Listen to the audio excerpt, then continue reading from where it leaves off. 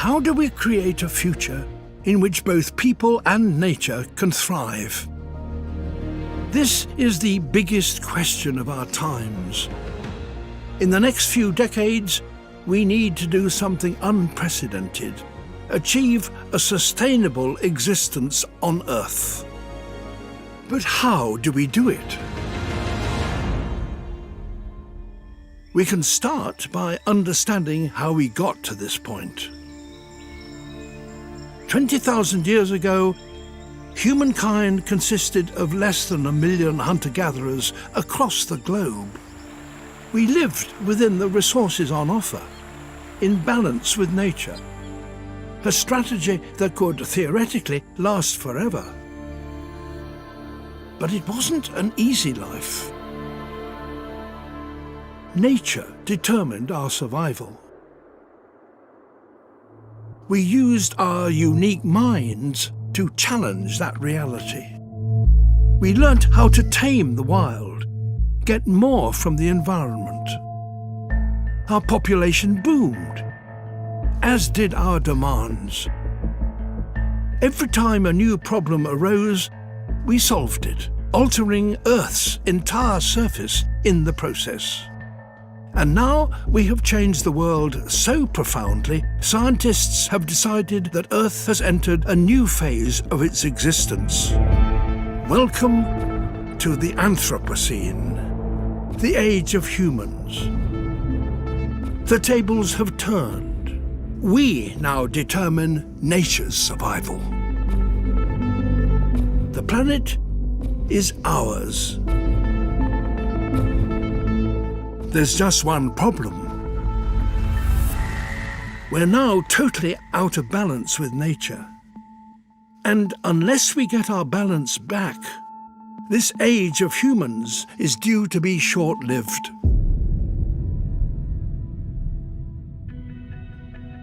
So how do we deal with this problem? When you boil it down, there is one underlying big issue. Our planet is becoming less wild.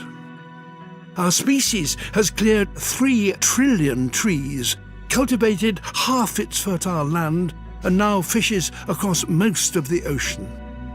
In the last 50 years, the populations of wild animals have reduced by 60%. We've replaced them with ourselves and our domesticated animals and plants. Today, we and the animals we raise account for 96% of the mass of mammals and 70% of the birds on Earth. There's very little wild left. This biodiversity loss is not just a tragedy, it's the single biggest problem we face. Without biodiversity, the world as we know it doesn't work. Our planet needs its wild spaces. Every one is a component in the global machine.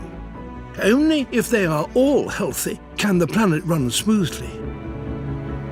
A less wild world is less able to provide for our needs, less able to maintain dependable weather and seasons, less able to absorb our impact. Biodiversity equals stability, and stability is what we need most of all. Can we turn this situation around? Can we re-wild the world? Well, maybe, due to one key change. As societies develop, something is happening that has never happened before. People are having fewer children.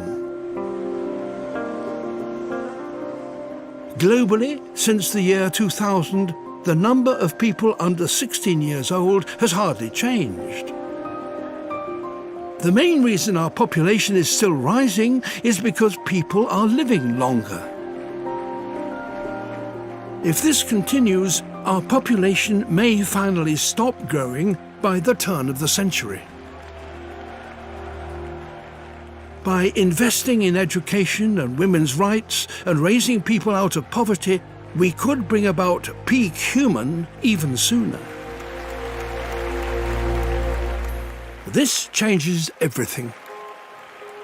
It gives us the opportunity we need to regain our balance.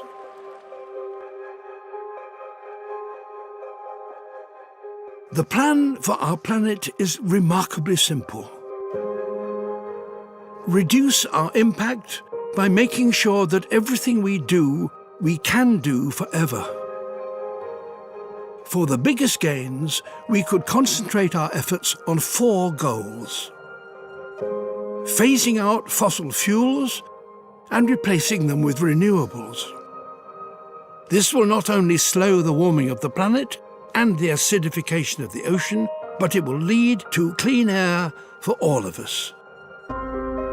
Upgrading to efficient food production and reducing our consumption of meat. We'll require far less space to provide for ourselves, leaving more for grasslands, reducing deforestation and our demand for fresh water, and feeding more people with healthier, more affordable food. Working together to properly manage our ocean. A global network of no-fish zones and a treaty on the use of international waters would restore the health of the ocean so it actually produces more fish for us all to eat. Working hard to keep hold of the wild populations we still have, encouraging nature wherever we can. In the ocean, on land we no longer need, and even in our cities. If we make these changes, we'll be a long way to becoming a species in balance with nature once again. We will have taken a remarkable journey, from 1 million people struggling to survive, to several billion living long, healthy lives on a stable planet, able to provide for all our needs. Only at that point will the Anthropocene, the age of humans, be truly underway. At that point, we will be proud to call it our planet. How do we create a future in which both people and nature can thrive? We open our eyes to this moment in history. Think on a planetary scale. Embrace the challenge we face. And do something we humans are very good at. Change the world.